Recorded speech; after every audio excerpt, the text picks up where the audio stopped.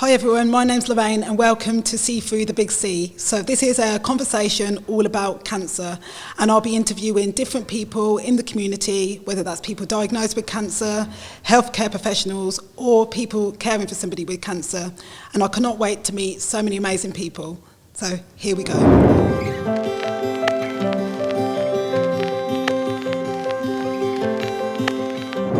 Hi Tracy, welcome to this week's episode of See Through the Big C. I'm really excited to have you as a guest with us. You know how much I think of you, and we've known each other for a long time anyway. So this is a conversation about your cancer journey, and even though we'd followed each other online, I think it's our first interaction was last Christmas and when I came to visit you. So I usually start every conversation with, what was your life like before you were diagnosed with cancer? Well, I just started. I'd sort of started a new job working for the Spring Charity. Yeah. I've got a background in education, and things seem to be really happy in my life, actually. I've got a lovely family, nice friends. You know, I was really enjoying my job. I just recently had a diagnosis of osteoarthritis, so I struggle a bit with my mobility, but I was managing not too bad. And I got to Christmas of 2023, and I was pulled into the clinic at the hospital to tell me that they thought I got blood cancer, first of all. Had to have a bone marrow biopsy. Yeah. And then when I went back for the results, they said, oh, no, you haven't got bone cancer. After telling me you have, and we need to know whether it's secondary or primary, then it's suddenly, no, you haven't. So what made them think you had bone cancer anyway? Well, there was a real problem with my blood count. Yeah. So, and it was really weird. They couldn't understand it. And they said, oh, definitely, it's either primary or secondary blood cancer. Yeah. And then it wasn't. So I sort of went away thinking, well, don't know what that's all about. A bit weird, but put it to the back of my mind and carried on with life as you do. Yeah. Got used to, I had a rollator at the time, got used to using my rollator and sort of pottering around, and was really happy. And then about the beginning of June, I kept getting shooting pains in my chest, in my nipple, and it felt very sore. And it reminded me of when I was younger, when I used to breastfeed my children, a bit like when you got an infection. Yeah. So I kept putting off going to the doctors. And then I mentioned it to my daughter, which was a big mistake, because immediately she said to me, right, you need to go to the doctors. Didn't give me a choice about it.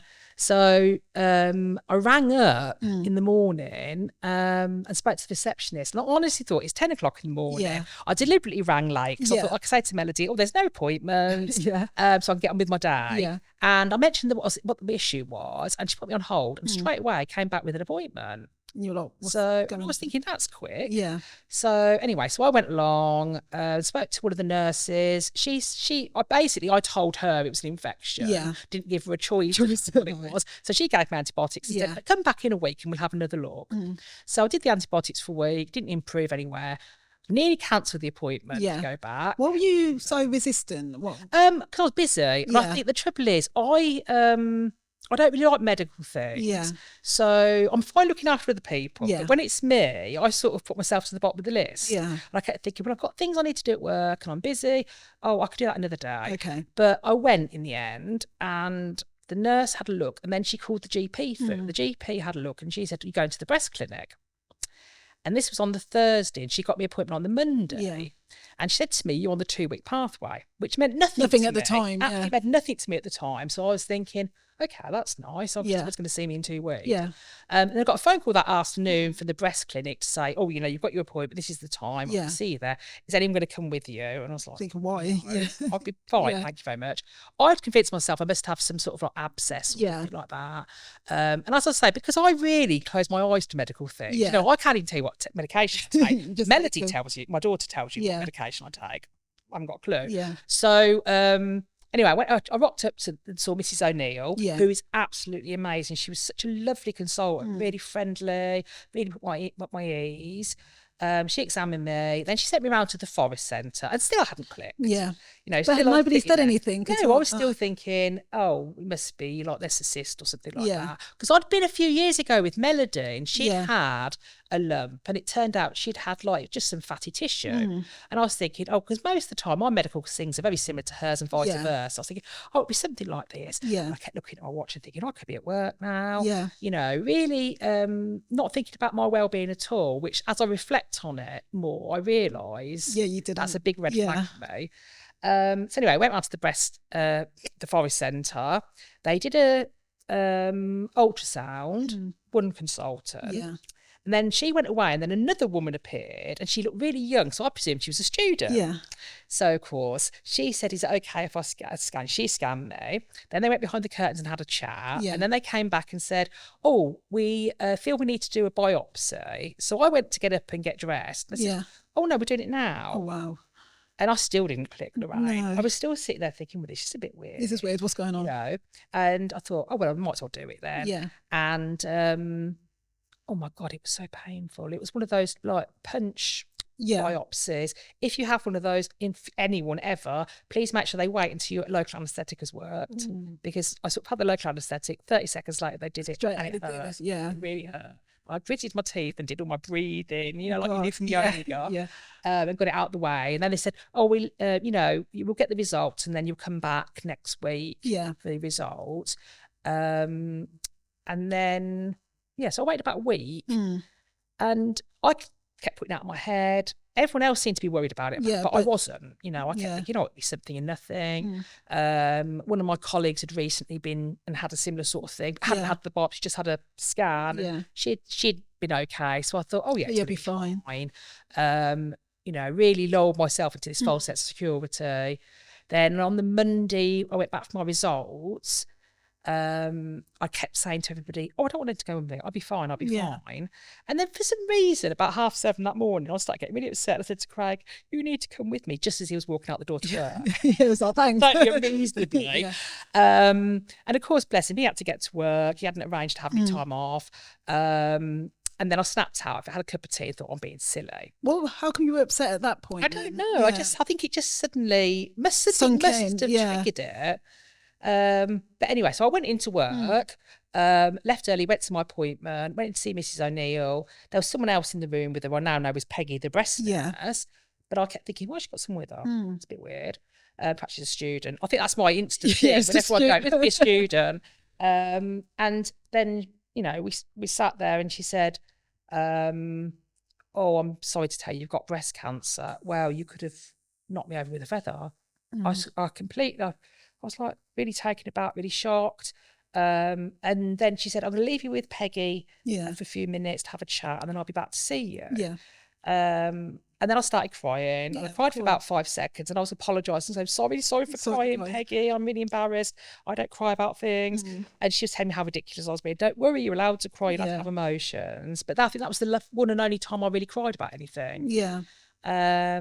She had a nice chat with me, explained sort of in very basic terms, so I needed it to be in very basic terms about what it was. Everything was written down for me.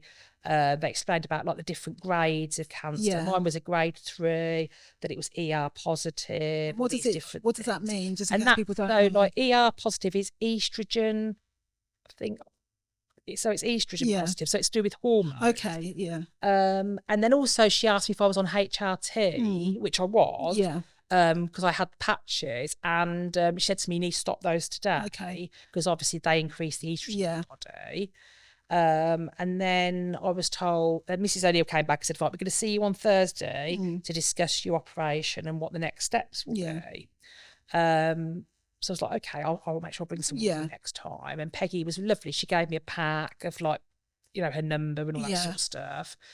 And then I had to go and tell everybody, which was the hard bit. And I think it must be for everybody. Craig was the first. Was that? Craig was the first person I rang and told him. And when he first was on the phone, there was a bit of silence, and then he was like, "Don't worry, I've got you. We'll get through this together." Wanted to know when my appointment was. I'm going to come with you. Don't worry, everything. Really was fantastic. Then I had to ring my children. as I've said to you before, Melody lives at home with me, which is Yeah. great. So I could sort of just ring her and tell her, and then I knew I was going to see her later. But my son Joel lives in London, Yeah. and he's autistic. Yeah. So he doesn't process things well. So when I first rang in to tell him, he was quite abrupt, didn't want to talk to you about it, put the phone down, Yeah. okay, bye, I've got to go. That was it. And it wasn't for about, I think, 5 or 6 hours. And then he rang me back and he was quite emotional, and he'd sort of processed what it was. And I was sort of having to talk him down and say, no, it's going to be fine. Yeah. Ray. I emailed the trustees at my charity where I work, because I didn't tell them I'm in person. No. And then the next day I went back into work, and I sort of just spoke to the staff very quickly, very matter of fact, said, I can have a quick word with you all. This is what's happened. I'm going for my information about my treatment on Thursday. It's all going to be fine. Don't worry. Carry on as normal. And I did very much carry on as normal. And you wanted people to just treat you as normal. Exactly. And looking back on it now, it was my way of completely cutting it all out. Yeah. I acted as though it wasn't happening to me. Yeah. Totally. When I went back on Thursday, I saw the surgeon. He explained the operation. I was going to have a lumpectomy. And so that's where they don't have to take your whole breast. They take just a part with the cancer is, and they take the edges to test them. But because of where mine was, I would have to lose my nipple. Yeah. Which, it was really funny. You wouldn't think at the time you'd be that worried about it. But actually, I think, especially because I breastfed my children, it's almost like that was quite a big thing. Yeah, it's a big deal to you. Yeah. And he kept saying, well, don't worry, because afterwards you can have reconstruction if you want it, all that sort of stuff. Explained about they take some of your lymph nodes to test. And he said, it'd be relatively quick. You won't be in there that long, and it would be day surgery. Yeah. So I felt quite happy there. And, and again, Peggy spoke to me again.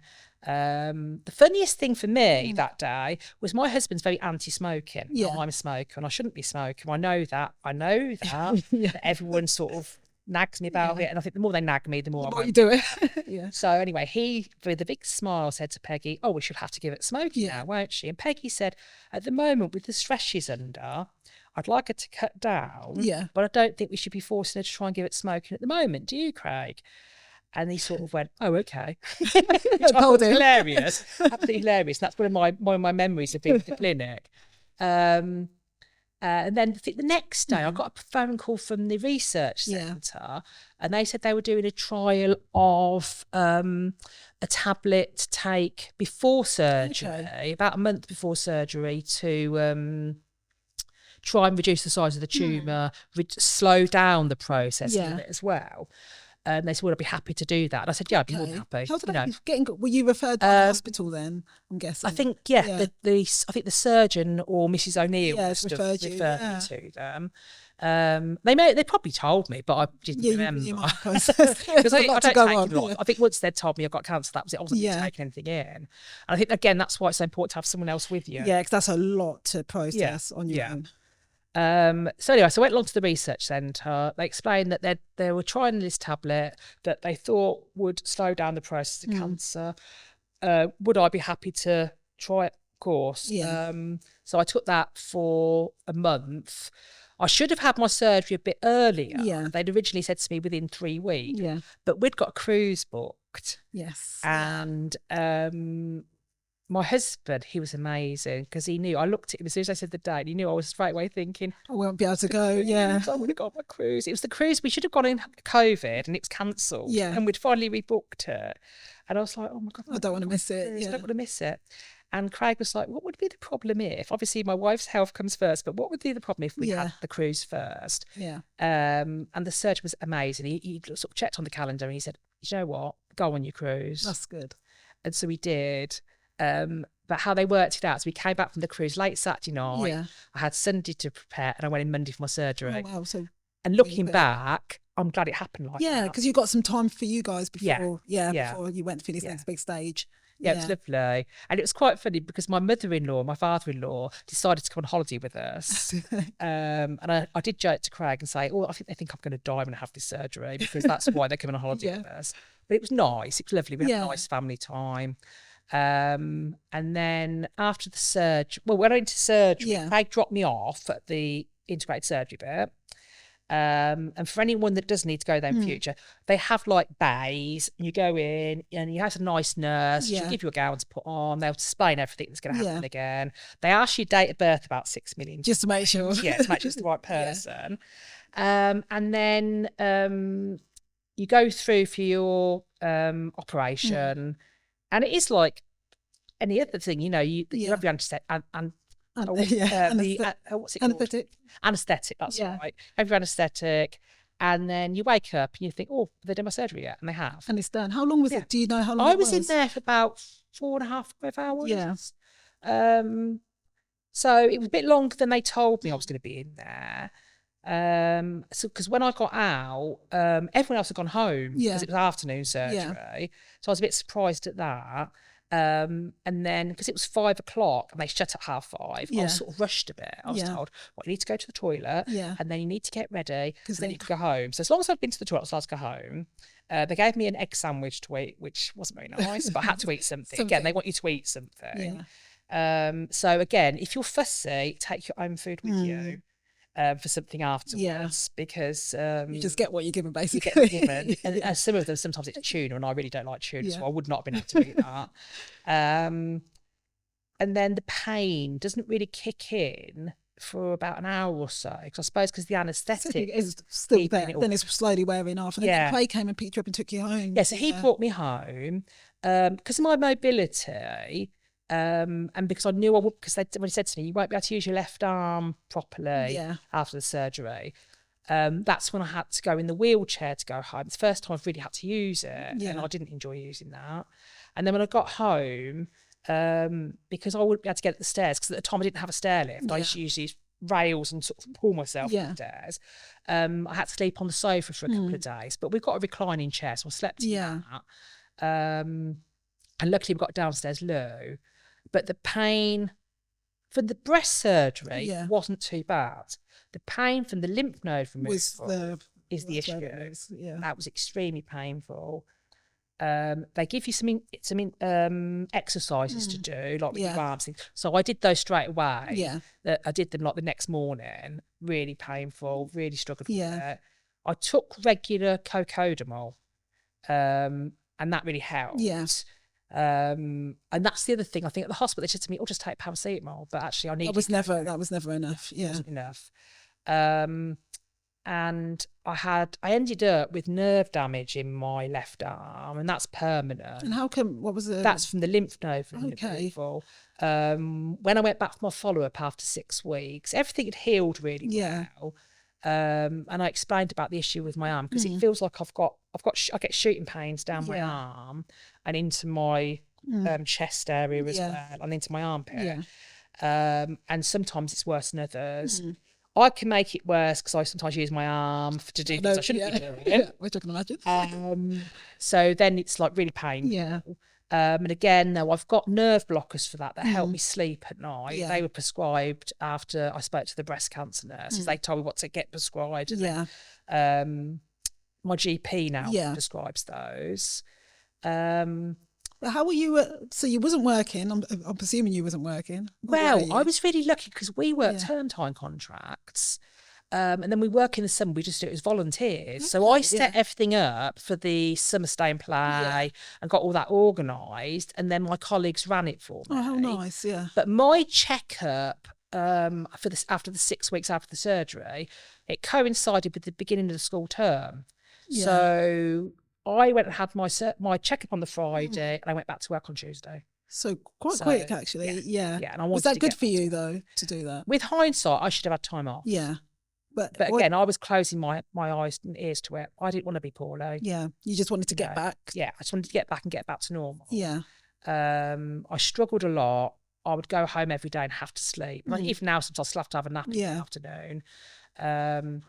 And sometimes I just felt a bit overwhelmed, but I'd hide it. Yeah. Did you speak to anybody about it? No. Everyone thought I was fine. Everyone family? Absolutely fine. I didn't speak to anyone. I never used to speak to my husband about it. Nobody. There was a lot of turmoil inside, a lot of worrying. I was anxious about everything. Yeah. But I just bottled it all up. Why which was good for me? Yeah. Why couldn't you speak to anybody? I think part of my personality, I like to be in charge and in control of everything. And I know that as an adult, that's not possible, but that's how I am, unfortunately. I think after I read my son's diagnosis, I really think I'm neurodivergent as well, but I don't really want to get a diagnosis. I don't think it's necessary. So I do think I'd process things in a different way. But a lot of it as well is when you're a head, because I used to be a head teacher, and when you're a head teacher, you have to deal with things, sometimes horrific things that you really don't want to deal with. And you have to be there as the face of calm, of course, serenity. You know, it might be someone's very ill or someone's disclosed something very horrific. You know, you might have to deal with a child dying. You know, one of the pupils might die in your school, and you've got to be the person that stands up and speaks to everybody. That's true. And it keeps everyone calm. So I think I'd almost got that attitude to my diagnosis, and I kept treating it as though it happened to somebody else. You know, and I didn't have to think about it. I didn't have to talk to anyone about it. I just bottled it all up and just got on with my day. Then I had my appointments through for my radiotherapy. So how long was that after the surgery? So that was about 12 weeks after the surgery. Was it? No, about 8 weeks. Was it 8 weeks?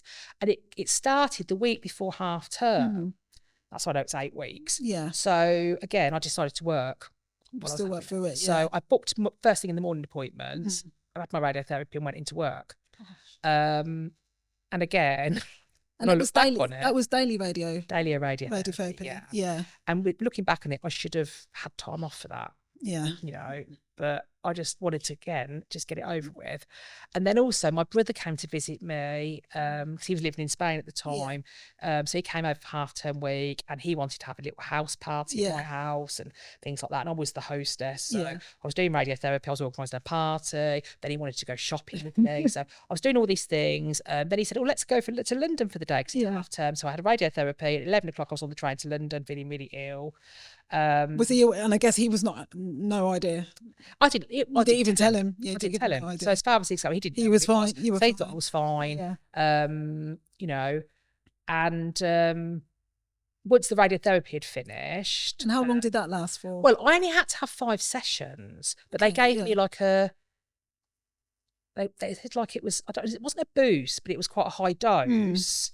But it was really interesting talking to the oncologist. He'd said years ago, you know, you'd have had 30 or 40 sessions of this. Gosh, that's a lot. But nowadays, because their machines are so good, you know, you can have 5 sessions. And it's the same radiation, which was just amazing. What I didn't realise at the time, though, is the amount of side effects radiotherapy can give you. Were you advised of that in advance? I was, but they probably didn't. Well, they gave me leaflets, you see, and I didn't read the leaflets. They told me, and I was like, I'll be right. Me, because I'm very much like that. It's not going to happen to me. I'm going to be fine. Luckily, one of the lovely jam ladies, Mandy, she's got an aloe vera company. She turned up at the charity with a big bag of aloe vera products for me and said, "You're going to need these," because she said one of my friends had these when she had radiotherapy. And I was like, "Oh, that's so amazing. Thank you, Mandy." And I did need them. Aloe vera gel after radiotherapy is obviously a godsend. It's amazing. Your skin was it really soft? My skin was like sunburn. Oh, wow. Painful, really painful. It was almost like it didn't blister. It felt like you know, like if you get really bad sunburn, it blisters. It felt like it was going to do that. But the aloe vera seemed to help. And I was putting it on all through the day, and everything. Just popping in the loom, popping a bit more on things.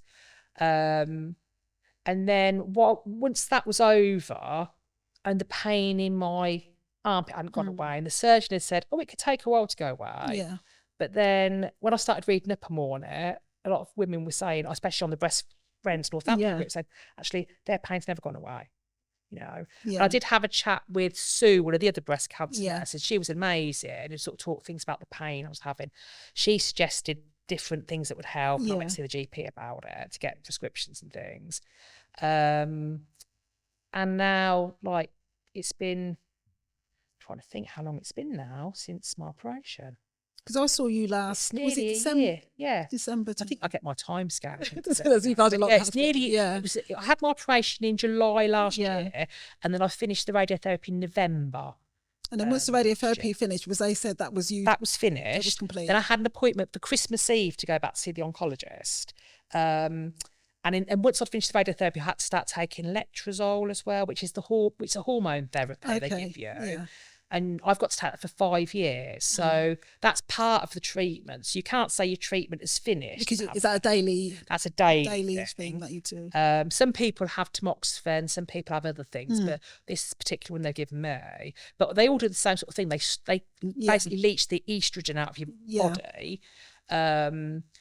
And that's not a good thing because like my hair falls out a lot. Yeah. I'd gone through menopause, but all my menopause symptoms have come back. Yeah. They've come back really bad. Like with getting my timelines mixed up because my brain's so foggy. Yeah. You know, and it's things like getting directions, like getting here today to see you. Melody's in the car telling me, Mum, you need to go this way, you need to go that way. Or sometimes it's like, Mum, there's a red light. Stop.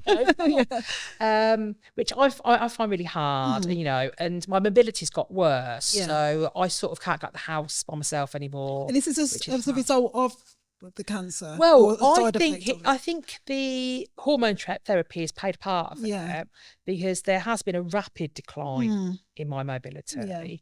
Like my joints are worse. I went for some x-rays only last week and I'm waiting for the results of them, but one of my knees is basically bone on bone now, you know, and that's happened very quickly, you know. But I can't say for definite it was caused by the hormone treatment because no one's going to say that to you, are they? It's a bit like with the hormone replacement, you know, when you're on the patches and they suddenly tell you to stop taking them after you're diagnosed, they're not going to say, oh, that's contributed to it, are they? No. So, you know, you've got to sort of make those connections yourself. Yeah. So at first it seemed like you were really focused on like keeping how you were feeling inside, but there seems to be at some point you started to talk about support groups and reaching out and speaking to other people. You've referred to Breast Friends Northampton group. What made you change your mind and wanted to speak to people? Well, I think I've mentioned before to you, one of my colleagues was sadly diagnosed with breast cancer as well. And because I was her boss, I had to make sure that her well-being was being looked after. And it just naturally kicked in that I wanted to look after her. So I made sure that she got as much time off as she needed. Yeah. You know, I was very firm with her about not coming back to work too early. I would check in with her regularly. If she was going to radiotherapy, I'd say make sure you go for something nice afterwards. You know, and when that happened, I was so happy now, you know, to help support her, make sure that she was okay. I was really happy when she was you know, got through everything, and a bit like me now, she's back at work and hormone treatment. But I think it triggered something in me and made me realise that I need to look after myself. Yeah. You know, I've got to this grand age in life and never ever looked after myself. Yeah. You know, and it's important I do. Yeah. You know, and having people to talk to and share my story with, like coming to speak to you today, is a really big deal for me. Yeah. Because it is personal. It is, but I thought, you know, I need to share my story because if it helps another person, that's really important. Yeah. But yeah, I feel like this is where I'm meant to be now. You know, I think I've had a lot of ups and downs in my life, some tough times, but I love where I am now. Yeah. You know, I might be struggling to walk. You know, I might be struggling with the after effects of the hormone treatment, but my actual day-to-day life, I love it. It's filled with purpose, what you do. Yeah, I do feel like I've got a purpose. The women I work with particularly, I mean, we do work with dads, not many dads, to be honest, because not many dads want to come into a centre that's full of women. But the women we work with and the children we work with, they just give me purpose as well. Yeah. And I feel like we're a family. Yeah. And I meet people where they are and they get that. Yeah. And there's no judgment. Yeah. You know, people tell me things and I don't sit there thinking, oh my God, I can't believe you told me that. You know, sometimes I've always got this image of somebody who's like a middle-class counsellor, and some of our parents would tell them all their issues and they'd sit there and turn their head slightly and go, oh, like that. But actually, a lot of our families, people will say, oh, they've got stress or anxiety. Like, no, they haven't. They're dealing with poverty. Yeah. That's the big problem. Yeah. You know, and I think that's what gives me purpose. Yeah. So although it was a hard thing to be told you've got cancer, and at first you always, immediately when you hear the words, I'm sure a lot of people think, oh my God, I'm going to die. Yeah. Because I did. The first time that I was told that, oh, you've got cancer, I thought I'm going to die. Yeah. And I started checking, I've already got a plot of the cemetery. I bought that after my dad died. Yeah. It's so expensive. Yeah. But I was thinking, well, I've got that in place. I've done my will, checking my insurance policies are up to date, all those types of things, and it's important people realise now it's not a death sentence. No, there's the treatments now are so good. Right. They're so good. The treatments are amazing. There are so many people who want to help you. The breast cancer nurses, honestly, they're so helpful. They're amazing. You ring them. They might not always be able to answer the phone straight away because they're busy, but they'll always ring you back. Yeah. They'll give you advice. They can't prescribe, but they can tell you. Like one of the tablets I'm on now to help with my hot flushes, and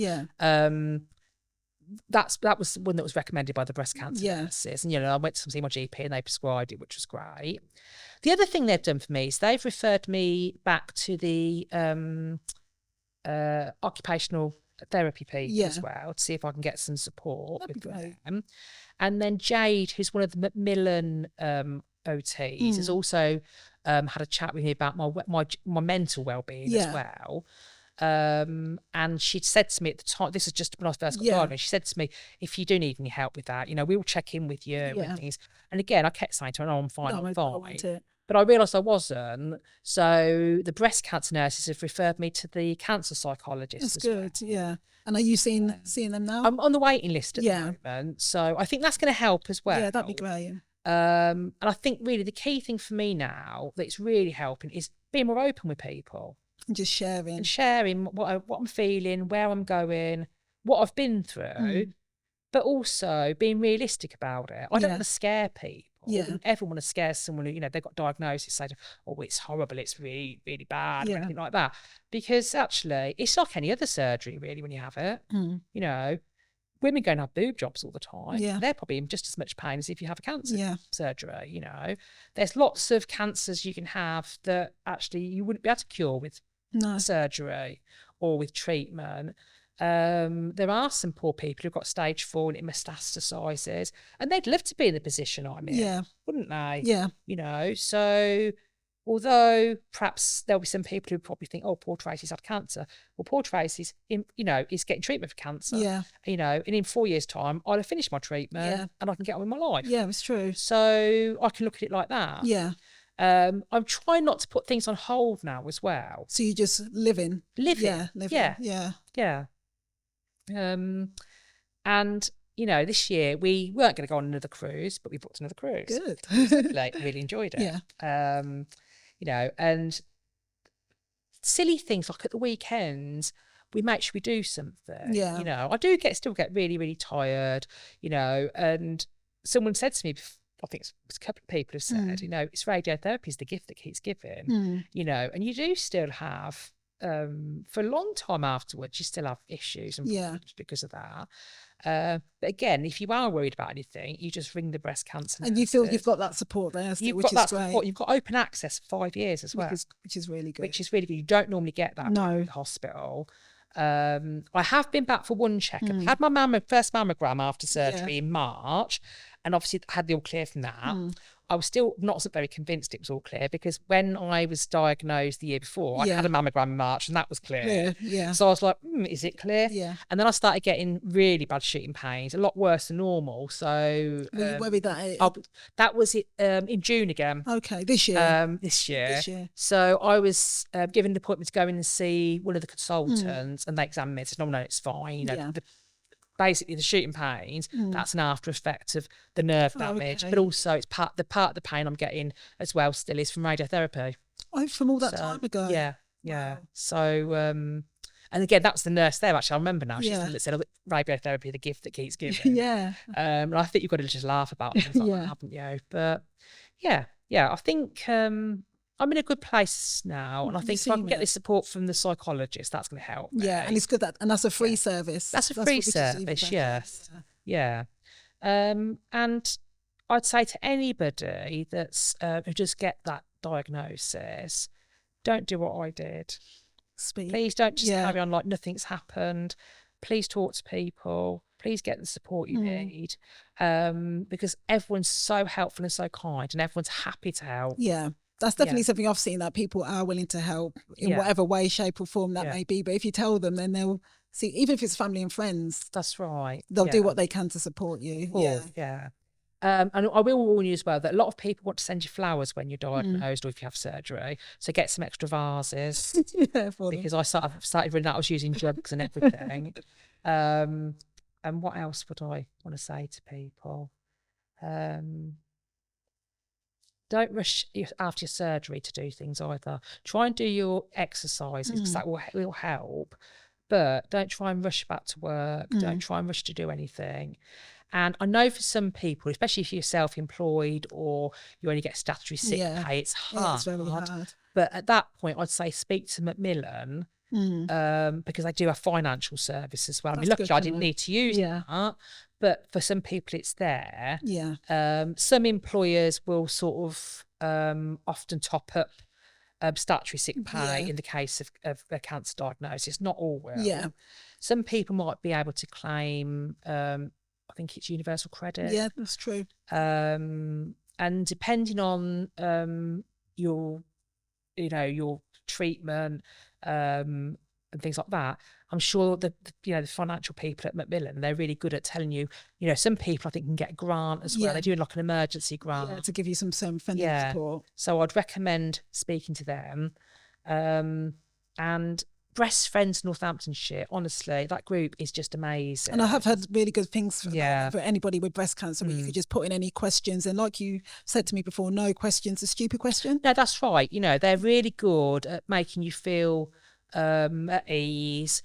They've got different groups for different women as well. There's a private group for women who are living with stage 4. And there's another group for younger women as well. And I do sometimes think younger women who get a diagnosis, they've got to deal with that pressure as well about their fertility. I was very lucky. I'd already had my children. My children were adults by the time I was diagnosed. And I just think how awful it must be if you're diagnosed. In fact, you haven't had children yet. You'd like to have children, or you've got little ones and your family's not finished. So then you've got to think about, whether you need to get egg retrieval done before you start any sort of treatment or anything like that. So that's that added pressure. But again, that's where the breast cancer nurses, Macmillan, the Breast Friends Northamptonshire groups, they will all help. Definitely will help. I'm glad that you found that useful. And it's good to hear positive as well, because sometimes people feel they haven't got any avenues or support. But to know there's people that you can just reach out to, even a phone call or a Facebook message. That's gives you the reassurance. And I must say as well, the packs from the Lewis Foundation were very well received, because when Melody would go, she would go with me for some of my appointments. And Melody, she won't mind me saying, she's got ADHD, so she finds it hard to sit still for a long time. So I would sometimes get one of the packs, and like the ones with the colouring books. People love those ones. And she would actually do that while she was waiting for my appointment. That's good to hear. Particularly if I was there for a long time. Which you could be. Right? So that kept her sane as well. So I think the packs are not just for the people having treatment, they're actually to help the whole family. Which we never thought of at first, but it's kind of naturally involved that it doesn't matter if anybody who wants to access it is there for them to access if it helps make somebody feel a bit better. And I think there's so much, there's so many different people doing different things to help each other just get through it. But definitely it's lovely to see your logo in the hospital. It just makes you feel a bit more, I know Lorraine, and I know that charity, and it's good to see, the work you and Lee do is just, honestly, it's inspirational. Really is inspirational, and you should be really proud of yourselves. Thank you, and great to have people like you in our lives as well. So thank you, Tracy. Thank you for sharing your journey and your story, and it will inspire and it will help other people. And like you said, if you can help one person, that's what it's all about. So thank you for sharing. Well, thank you as well. Thank you.